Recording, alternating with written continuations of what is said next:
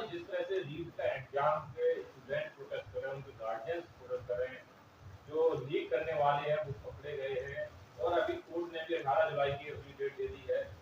लेकिन उसके आड़ में एक कोचिंग का जो बैनर चल रहा है, जो बच्चे कुछ लोग कह रहे हैं कि नहीं होना चाहिए दोबारा, कुछ कह रहे हैं दोबारा होना चाहिए, इस तरह देखते हैं आप? जर्नलिस्ट महोदय, मैं तो ये कहना चाहूँगा कि आज जिस तरह से हमारी लोकतंत्र का जो सिस्टम है उसमें शिक्षा व्यवसायीकरण हो गया है। सभी व्यवसाय बिजनेस कर रहे हैं, धंधा कर रहे हैं। इस पे बड़े बड़े कोचिंग जिसमें करोड़ों रुपया लग रहा है सेंट्रल बनाने में, लोगों को लूटने लुटाने में। जिस तरह से स्वास्थ्य में लूटे उसी तरह से शिक्षा में लूट रहे हैं। तो ये लूटने की जो एक प्रक्रिया है, वो पैसा जो करोड़ों रुपया खर्च करता है, कौन करता है? जो भ्रष्टाचार से पैसा लाया है, जो नेता के पास है, जो कॉरपोरेट के पास है, जो ब्यूरोक्रेट के पास है, जुडिशियल लोगों के पास है, जो बड़े जजेज लोग हैं, उनके बच्चे, वो बच्चे जो है मॉडलिंग करते हैं, डांस करते हैं, लव लबाटा करते हैं, पढ़ाई तो करते नहीं।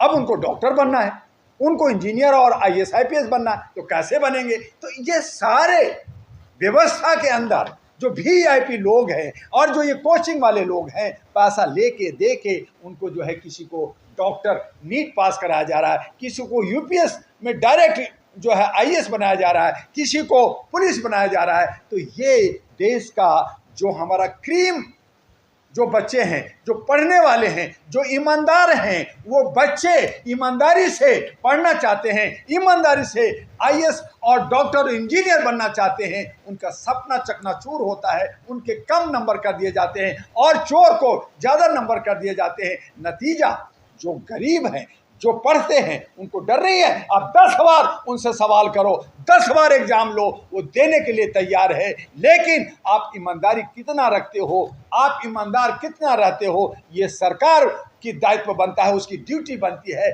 लेकिन सरकार और उसके जो पैसे वाले लोग हैं, जो जुडिशियल में जज और लोग हैं, जो नेता लोग हैं, ये सब VIP कल्चर में बड़ों को बचाते हैं, गरीबों को मारते हैं। तो गरीब जो है कहता है आप एक बार नहीं 10 बार कैंसिल करो, एग्जाम लो, मैं दूंगा। लेकिन जो लोगों को डर है, जिनको ये नीट में 1500-1550 लोगों बच्चों कहा कि मैंने ग्रेस दिया है, वो दोबारा एग्जाम दे सकते, वो एग्जाम क्यों नहीं दिया? वो भाग क्यों गए? क्योंकि उन्हें पता था कि मैं जितना नंबर आज है वो नंबर भी मेरा खत्म हो जाएगा, वो एग्जाम ही नहीं दिया। तो इसका मतलब यह है कि चोरी से, आप चकारी से, आपको नीट के अंदर आप लीक कर करके पेपर, आप एग्जाम के हर एग्जाम में, चाहे पुलिस का हो चाहे अन्य का हो, सभी जगह आप लीक कर करके आप पैसे वाले को आगे बढ़ाते हो, गरीब को पीछे रखते हो। गरीब बेचारा क्या करे?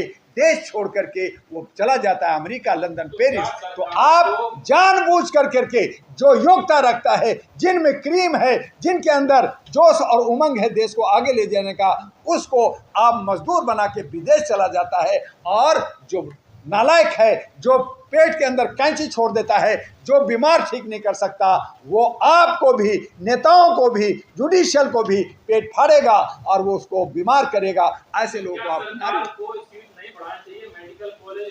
बिल्कुल सही कह रहे हैं जर्नलिस्ट महोदय कि सीट भी बढ़ना चाहिए, कॉलेज भी बढ़ना चाहिए, और आपकी व्यवस्था इतनी चुस्त दुरुस्त होनी चाहिए कि जो बच्चा योग्यता के आधार पे आ रहा है वही बच्चे पढ़ेंगे, बाकी लोगों को रोका जाए, चाहे वो अमीर हो चाहे गरीब हो। लेकिन ये सब क्योंकि डॉक्टर एक जो है एक हमारा दूसरा भगवान कहलाता है, एक हमारा प्रोफेशनल कहलाता है, और उसके साथ अन्याय नहीं होना चाहिए। जनता का उसका विश्वास जुड़ा होता है, इसलिए ज़्यादा कॉलेज बढ़ाएं, ज़्यादा सीट बढ़ाएं, और जो बच्चे हमारे 20 लाख से ज़्यादा बच्चे जो विदेश में जाते हैं, वो देश के अंदर पढ़ करके देश की भविष्य को ठीक करें।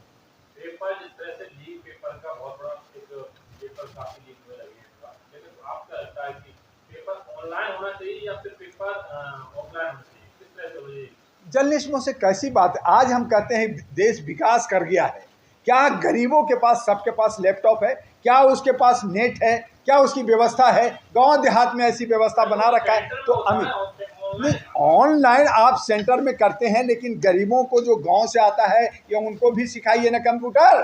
पहले कंप्यूटर सिखानी होगी। ऑफलाइन में भी आप अगर व्यवस्था चूज करते हैं, आप पारदर्शिता करते हैं, चोरी नहीं करते हैं, तो वो उसमें बुराई क्या है। आज उसी तरह से चुनाव में भी यही है कि ईवीएम हटाओ हो रहा है, लेकिन बैलेट की मांग कर रहे हैं। क्यों कर रहे हैं? क्योंकि ईवीएम में आप चोरी कर रहे हैं। तो आप जो है लैपटॉप से, कंप्यूटर से, आप हाई टेक्नोलॉजी से आप ज़्यादा चोरी करते हैं। बनिस्पत की जो है वो जो है मैनुअल तरीके से होता है। क्यों नहीं पेपर लीक होता है, क्या वजह है? वो इसलिए हो रहा है कि ये जो बड़े बड़े कोचिंग कोटा में, दिल्ली में, अन्य शहरों में जो बनाए हैं, करोड़ों रुपये जो खर्च किए हैं, ये जो प्रचार प्रसार करते हैं, टी शर्ट पहनाते हैं, छतरी देते हैं और चीज़ें देते हैं, बैग देते हैं, उससे प्रचार करते हैं कि मेरा कोचिंग सेंटर से इतना बच्चा, हमारा 100 जो है 1 to 10 में आ गया, 1 to 100 में आ गया, और ये डायरेक्ट एमएस में जा रहे हैं, उनका एडमिशन होगा, बड़े हॉस्पिटल में एडमिशन होगा। तो लोग पूरा का पूरा जो हमारा 25 लाख बच्चे का परिवार है वो कहता है इसी कोचिंग में पढ़ाओ। तो ये कोचिंग का एक कंपटीशन है, ये पैसे वालों का ये दादागिरी है, और उसमें कहीं ना कहीं नेता इन्वॉल्व है, और कहीं ना कहीं जुडिशियल भी उसमें उतना ही जवाबदेह है। जिनको संज्ञान रातों रात लेना चाहिए, जिस तरह से नेताओं पे संज्ञान लेते हो, जिस तरह से वीआईपी कल्चर में संज्ञान लेते हो, यहाँ डेट पे डेट हो रहा। आप सुन रहे नहीं सुन रहे? अरे संज्ञान लो, ये खत्म हुआ, अब दोहरा लो, और अगर कहीं गलत करा उनको फांसी लगाओ, उनकी चल संपत्ति जब्त करो। आप कुछ नहीं कर रहे। कितना पैसा लूटा, कहाँ गया, कोई पकड़ा ही नहीं जा रहा। आप जो है कर दिया, जैसे बाबा को क्लीन चिट दे दिया, एफआईआर में नाम नहीं दिया, बाबा ने लूटा, उनको जो है वहाँ का चीफ मिनिस्टर का संरक्षण मिल रहा है। आप जो है एजुकेशन में, आप बाकी जगह, हर जगह सिर्फ संरक्षण कर करके आप जो है बड़े बड़े ठेकेदारों को आप जो है संरक्षण दे रहे हैं, और गरीब के हक को मार रहे। वो उसकी जो है उसकी ईमानदारी और उसकी जो उसका जो एक प्रतिभा है उसको आप जो है डैमेज कर रहे हैं।